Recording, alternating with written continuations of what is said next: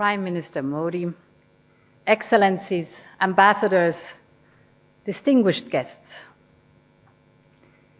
Every 5 years, when Indians are casting their vote in parliamentary elections, the world watches with admiration as the world's largest democracy charts its future path.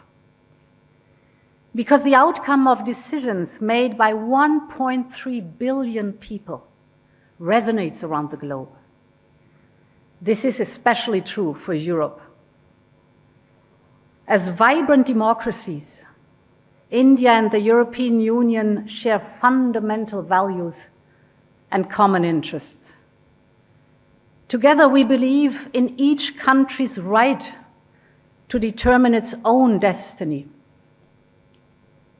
Together, we believe in the rule of law and fundamental rights. And together, we believe that it is democracy that best delivers for citizens. So, despite our geographic distance and despite the different languages we speak, when we look at each other, we do not meet as strangers, but as close friends. Democracy was born more than 2,000 years ago in Europe, but today its largest home is India. For the European Union, strengthening and energizing its partnership with India is a priority in this upcoming decade. Both our economies thrive in a world of common rules and fair competition. And we share the same interests in safe trading routes, in seamless supply chains, and in a free and open Indo-Pacific. Both our regions are driving forces in the digital revolution, and this makes us natural partners in setting global standards to make sure that the rules of the analog world also count in the digital domain. And of course, both India and the European Union are key in the transition to a more sustainable and green future for our planet. So we must pool our strength in the fight against climate change. It's so urgent. And this is our common responsibility, not only towards the global community, but mostly towards the next generation. However, our values are not shared by everyone. We all see the rising challenges to our open and free societies. This is true for the technological and the economic domain, but it is also true for security. The reality is that the core principles that underpin peace and security across the world are at stake, in Asia as well as in Europe. The images coming from Russia's attack on Ukraine have shocked and are shocking the whole world. 2 weeks ago, I visited Bucha, the suburb of Kyiv, which was devastated by Russian troops as they withdrew from the north of Ukraine. I saw with my own eyes the bodies lined up on the ground. I saw the mass graves. I listened to survivors of atrocious crimes the Kremlin soldiers committed. I saw the scars of bombed schools and resident houses and hospitals. These are severe violations of international law, targeting and killing innocent civilians, redrawing borders by force, subjugating the will of a free people, This goes against core principles enshrined in the UN Charter. In Europe, we see Russia's aggression as a direct threat to our security. We will make sure that the unprovoked and unjustified aggression against Ukraine will be a strategic failure. This is why we're doing all we can to help Ukraine fight for its freedom. This is why we immediately imposed massive, sharp, and effective sanctions. Sanctions are never a standalone solution. They are embedded in a broader strategy that has diplomatic and security elements. And this is why we have designed the sanctions in a way to sustain them over a longer period of time, because this gives us leverage to achieve a diplomatic solution that will bring lasting peace. And we urge all members of the international community to support our efforts for lasting peace. And if we consider what it means for Europe and Asia, that Russia and China have forged a seemingly unrestrained pact, they have declared that the friendship between them has no limits, that there are no forbidden areas of cooperation. This was in February this year. And then the invasion of Ukraine followed. What can we expect from the new international relations that both have called for? Ladies and gentlemen, this is a defining moment. Our decisions in these days will shape decades to come. Our response to Russia's aggression today will decide the future of both the international system and the global economy. Will heinous devastation win, or humanity prevail? Will the right of might dominate, or the rule of law? Will there be constant conflict and struggle, or a future of common prosperity and lasting peace? What happens in Ukraine will have an impact on the Indo-Pacific region. It already has. Countries battered by 2 years of COVID pandemic must deal now with rising prices for grain, energy, and fertilizers as a direct result of Putin's war of choice. Thus,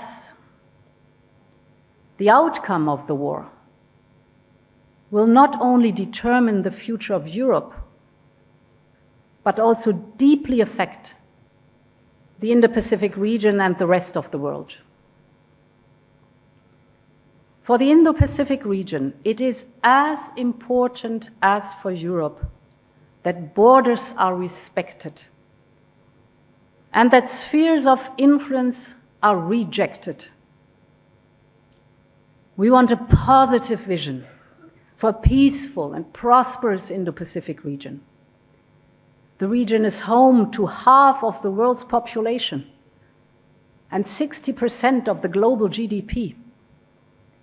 Our vision is that the Indo-Pacific region remains free and open and becomes more interconnected, prosperous, secure, and resilient, with an open and rules-based security architecture that serves all interests. To this end, we will deepen our engagement with our partners in the region, including ASEAN. On China, we will continue to encourage Beijing to play its part in a peaceful and thriving Indo-Pacific region. The relationship between the European Union and China is simultaneously strategically important and challenging. All at once, China is a negotiating partner, an economic competitor, and a systemic rival. We will continue our multifaceted engagement. We will continue to cooperate on tackling common challenges, and we will protect our essential interests and promote our values. And on this foundation of engagement in the Indo-Pacific region, we seek to build a new common agenda for the 21st century. One major item on this agenda is the need around the world for massive investment to overcome the fallout of the COVID pandemic and to modernize their economies. And as a consequence, some countries have been forced to take unsustainable offers.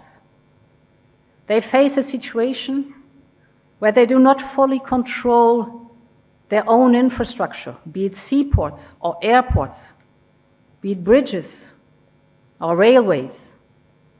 But investments in our future should never come at the expense of a country's independence.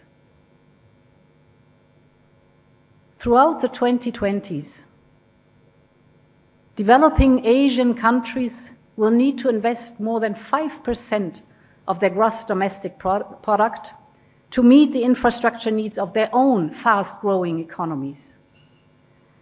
This means globally over $1.7 trillion per year. The needs are massive, but so are the opportunities. This is why we have introduced Global Gateway. Global Gateway is Europe's vision for investment in clean and sustainable global infrastructure. Global Gateway will enable up to 300 billion euros to support major infrastructure priorities around the world. From clean energy to digitalization, you name it, our offer will be transparent and values-driven. With Europe, what you see is what you get. And let me focus on specifically 2 points. First, on climate action. And here, let me take energy. Energy demand, for example, in India, has doubled since 2000. And this is good news, because it means better living conditions for millions of people. Over the next 20 years, India will need an additional energy capacity that is equal to the entire European energy consumption, additional. So the question is, will this energy be clean? Or will it poison our air that we breathe? Will the energy be renewable and homegrown? Or will it increase our dependency and allow for blackmail in the future? I was very glad, Prime Minister, to hear that you declared that India will be energy independent before it celebrates its 100th birthday of the country's independence in 2047.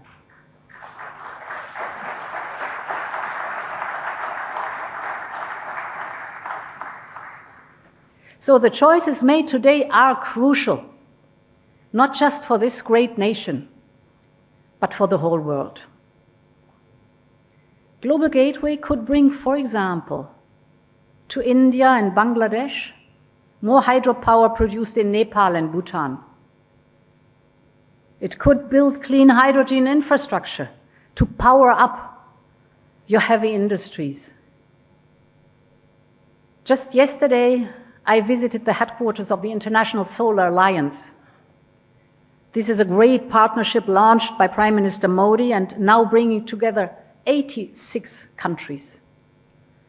So it's innovation at the service of people, because the International Service Alliance will benefit most the least developed countries and the small island developing states. And given the geopolitical and climate challenges we face, the business case today for solar is stronger than ever. So we should massively scale it up also through Global Gateway for the benefit of our common prosperity and the planet we all share. We also can help the climate when saving energy. I know this sounds obvious, but in a country the size of India, the sum of many small individual decisions can have a tremendous overall impact in the end. Just think of this example. As prices drop dramatically, in recent years, millions of Indians switched from using traditional old light bulbs to modern LED lighting technology. This resulted in annual energy savings of 30 terawatt hours.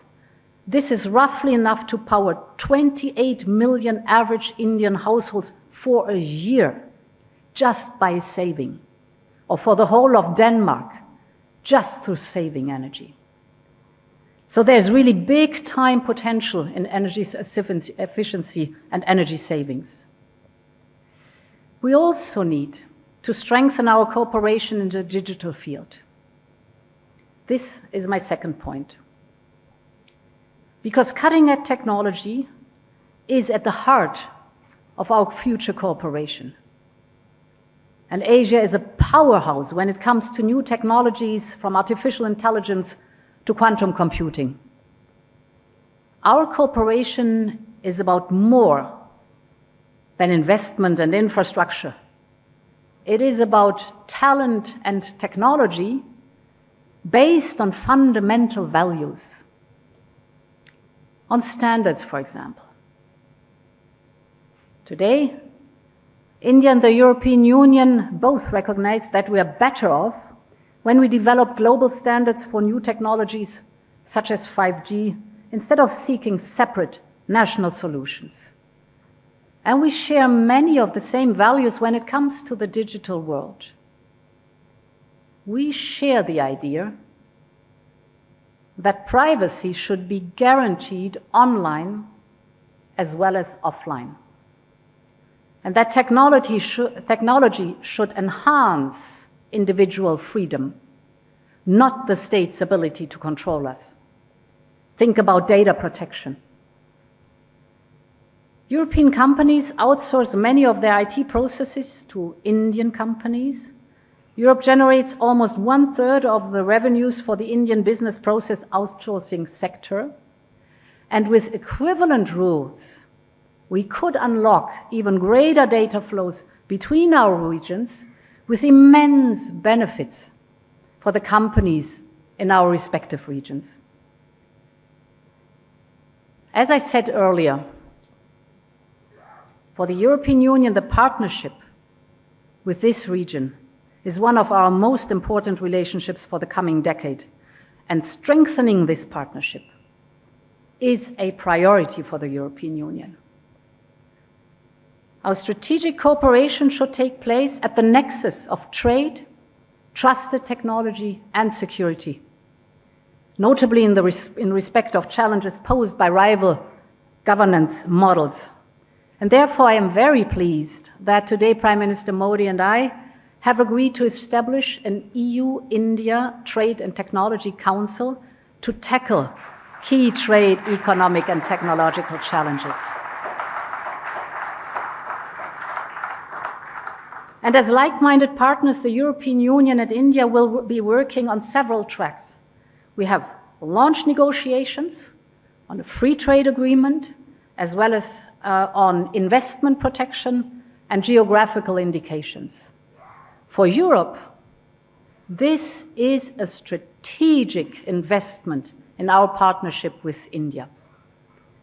The European Union is India's third most important trade partner, but we can do so much more. Our trade is far below our potential, both for Indian and European goods and services. So this deal will bring new technologies, new investment, an unprecedented integration into shared value chains.